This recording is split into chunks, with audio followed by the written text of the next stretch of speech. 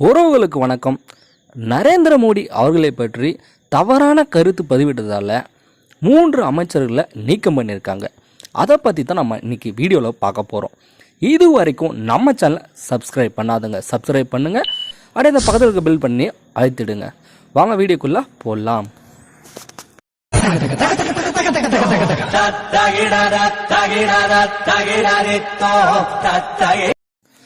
சமீபத்தில் நரேந்திர மோடி அவர்கள் லட்சத்தீவில் சென்று அந்த கடலில் ஆழ்கடலுக்கு சென்று அங்கே பவளப்பாறைகள்லாம் பக்கத்தில் நின்று புகைப்படம் எடுத்திருந்தார், வீடியோலாம் எடுத்திருந்தார். அதை நீங்கள் வலைதளத்தில் பார்த்துருக்கலாம். இதை எடுத்து வலைதளத்தை விட்ட உடனே இதை எல்லாத்தையுமே பார்க்குற அளவுக்கு ரொம்ப பெருசாக ஒரு பேசப்பட்டதாகிடுச்சு. அப்போது பல பேர் அந்த இடத்துல இதை கொடுத்து விமர்சனங்களை நிறையா சொல்லியிருந்தாங்க.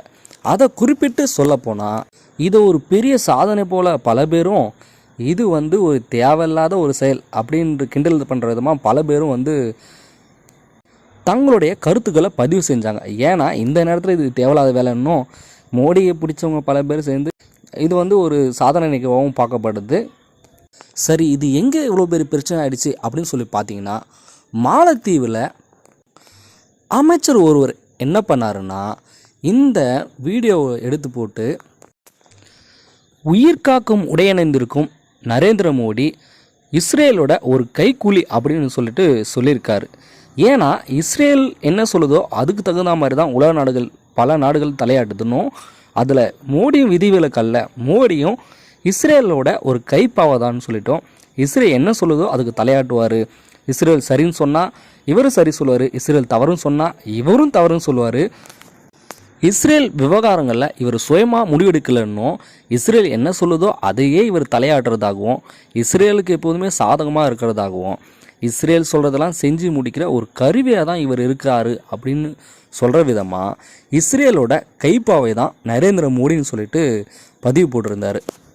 நரேந்திர மோடியை பற்றி இந்த மாதிரி ஒரு கருத்து பதிவிட்ட உடனே அவங்களுடைய சேர்ந்து மேலும் 2 அமைச்சர்கள் எல்லாமே இந்த கருத்துக்களை ஆதரித்த மாதிரி அவங்களும் இந்த கருத்துக்களை அவங்க சார்பாக பதிவிட்டாங்க.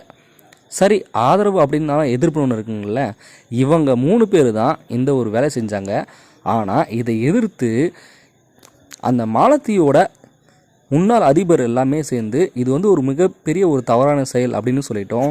இந்த ஒரு செயலை நம்ம செய்யக்கூடாது, இந்தியாவுக்கு எதிராக நீங்கள் இந்த மாதிரி பண்ணது தவறுன்னு சொல்லிட்டோம், இதுக்கு உடனே தண்டனை கொடுக்கணும்னு சொல்லிட்டு ஒரு பெரிய ஒரு போராட்டம் மாதிரி பண்ண ஆரம்பிச்சிட்டாங்க.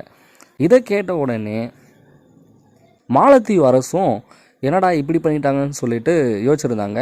பல மக்கள்ன்றது அது கண்டனம் தெரிவிச்சிருந்தாங்க. இந்திய அரசு கூட என்ன சொன்னாங்கன்னா, இது தவறான ஒரு செயல்னு சொல்லிட்டோம், அந்த 3 அமைச்சர்களுக்கும் தண்டனை கொடுக்குன்ற மாதிரி கண்டன அறிக்கை ஒன்று வெளியிட்டிருந்தாங்க. இதை மாலத்தீவு அரசு உடனே இந்தியாவை பகைச்சக்கூடாது அப்படின்னு சொல்லி எல்லாமே தெரியும். இந்திய அரசுக்கு எதிராக இது மாதிரி செயல்படக்கூடாதுன்னு சொல்லிட்டு மாலத்தீவு அரசு என்ன பண்ணாங்கன்னா, நரேந்திர மோடி அவர்களை எதிர்த்து பதிவிட்ட அந்த 3 அமைச்சர்களுமே தகுதி நீக்கம் செஞ்சுருக்காங்க. ஏன்னா அந்த அளவுக்கு மாலத்தீவிலே கண்டனம் ரொம்ப அதிகமாகிடுச்சு. உட்கட்சியிலையும் சில பூசல்கள், சில சர்ச்சைகள் இருந்தது. முன்னாள் எதிர் அதிபரும் பெரிய கண்டனம் வச்சாங்க. இது ஒரு மிகப்பெரிய ஒரு பேசும் பொருளானதால் என்ன பண்ணுறது, உடனே அந்த அரசு என்ன பண்ணாங்கன்னா இந்த 3 பேருமே நீக்கம் பண்ணிட்டாங்க. இவங்க ஏன் நரேந்திர மோடி அவர்களை இஸ்ரேலோட கைக்கூலி அப்படின்னு சொல்கிறாங்கன்னா, இந்தியாவும் அமெரிக்காவும் எப்பவும் ஒரு நட்பு நாடாகவே இருந்துகிட்ருக்கு. நம்ம பல இடங்களை பார்த்துருக்கோம். இது வரைக்கும் முடிஞ்ச அளவுக்கு நம்ம நட்படாக இருந்திருக்கோம். அமெரிக்கா அப்படின்றவங்க இஸ்ரேலுக்கு வேலை செய்கிற ஒரு வேலையாட்கள் தான். இது உலக அரசியல் தெரிஞ்ச பல பேருக்கும், அல்லது குறைஞ்சபட்சம் உலக நடவடிக்கையில் கவனிக்கிற பல பேருக்கு இது தெரியும்.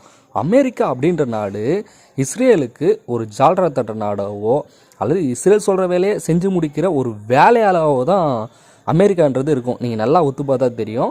அமெரிக்காவுக்கு ஆர்டர் போகிறதுலேருந்து இஸ்ரேல் என்ன சொல்லுதோ அது அமெரிக்கா அப்படியே செய்யும். இப்போது இந்தியாவும் அமெரிக்காவும் நட்பு நாடு. நண்பனுக்கு நண்பன் அப்படின்ற முறையில் இந்தியா அமெரிக்கா நட்பு நாடுன்றதால அமெரிக்காவுக்கு நட்பு நாட இஸ்ரேலும் இந்தியாவுக்கு நட்பு நாடு மாதிரி பல இடங்களில் செயல்படுறதுக்கு. ஆனால் இது என்ன ஒரு வருத்தமான விஷயம்னா, இஸ்ரேல் தவறு செஞ்சாலும் அந்த இடத்துல நடுநிலையாகவோ அல்லது நாங்கள் எந்த ஒரு பிரச்சனையும் தலையில்லை அப்படின்னு சொல்லி ஒதுங்கி இருக்க மாதிரியும் இஸ்ரேலுக்கு முடிஞ்ச அளவுக்கு சாதகமான முடிவு எடுக்கிற நிலைமையில் தான் இந்தியா அடிக்கடி இருந்திருக்கு. இதை சுட்டிக்காட்டு தான் அவங்க என்ன பண்ணியிருக்காங்கன்னா, இஸ்ரேல் நாட்டுக்கு அமெரிக்கா ஒரு கைக்கூலி, ஒரு வேலைக்காரர் நாடு தான் வந்து அமெரிக்கா. அதே போல் தான் இந்தியாவும் இஸ்ரேலோட ஒரு கைப்பாவை தான். இந்தியான்றது ஒரு மிகப்பெரிய ஒரு நாடு. அப்போ இந்த நாடும் வந்து பார்த்திங்கன்னா அமெரிக்கா போலவே இஸ்ரேலுக்கு வந்து ஒரு வேலை செய்கிற ஒரு நாடு, இஸ்ரேலோடைய ஒரு கைப்பாவையாக தான் இருக்குது அப்படின்னு சொல்லிட்டு பல பேர் இந்த கருத்து இருந்துகிட்ருக்கு. அதை முன்னிலை நிறுத்தி தான் இவங்க இந்த அமைச்சர்கள் இருந்து இந்த ஒரு பதிவை போட்டிருக்காங்க அப்படின்னு சொல்லலாம். நீங்கள் இது வரைக்கும் நடந்த பல நிகழ்வுகளை நீங்கள் எடுத்து பார்த்தீங்கன்னா பல நாடுகளுக்கு உண்டான சண்டையிலும் சரி, பலதரப்பட்ட பிரச்சனையும் சரி, இந்திய நாடு அமெரிக்காவுக்கு எந்த அளவுக்கு ஒரு சப்போர்ட், ஒரு பக்கபலமாக இருக்குதோ அதே போல தான் இந்திய நாடு இஸ்ரேலுக்கும் ஒரு பக்கபலமாகவும் ஒரு சப்போர்ட்டாகவும் இருந்துகிட்ருக்கோம். எப்போதுமே இந்திய நாடு அமெரிக்காவையும் இஸ்ரேலையும் பகச்சிக்க நினச்சதே கிடையாது. இவங்க 2 பேருக்கு சாதகமாக தான் பல முடிவுகளை பல நேரங்களில் எடுத்திருக்கு. நீங்கள் திரும்பி பார்த்தீங்கன்னா கண்டிப்பாக இதுதான் உண்மையாக உங்களுக்கு நல்லாவே தெரியும். இதை இவங்க மனசில் நிறுத்தி தான் இந்த ஒரு பதிவுன்றது போட்டிருக்காங்க. அந்த கருத்து மிகப்பெரிய ஒரு பூதாகரமாக அந்த நாட்டிலையும் மிகப்பெரிய ஒரு பிரச்சனையாக மாறின உடனே தான் அந்த அரசு என்ன பண்ணுன்னு தெரியாமல் உடனே அந்த 3 பேரையும் தகுதி நீக்கம் செஞ்சுருக்கு. இப்போது நீங்கள் சொல்லுங்கள், இந்த 3 பேரையும் தகுதி நீக்கம் செஞ்சது சரியா தவறா? இந்திய அரசு இஸ்ரேலுக்கு சாதகமாக இருக்குது, மோடி அவர்கள் எப்போதுமே வந்து இஸ்ரேலோட கைக்கூலி தான் அப்படின்னு சொல்லியிருக்காங்க. இதை பற்றின உங்களுடைய கருத்து என்ன அப்படின்றத கீழே கமெண்ட் பண்ணுங்கள். அப்படியே நம்ம சேனலை இது வரைக்கும் நீங்கள் சப்ஸ்கிரைப் பண்ணுங்கள். இந்த வீடியோ உங்களுக்கு பிடிச்சிருந்தா உங்களோட ஃப்ரெண்ட்ஸுக்கு யாராவது தெரிஞ்சுக்கணுன்னா இந்த வீடியோவை ஷேர் பண்ணுங்கள். நன்றி.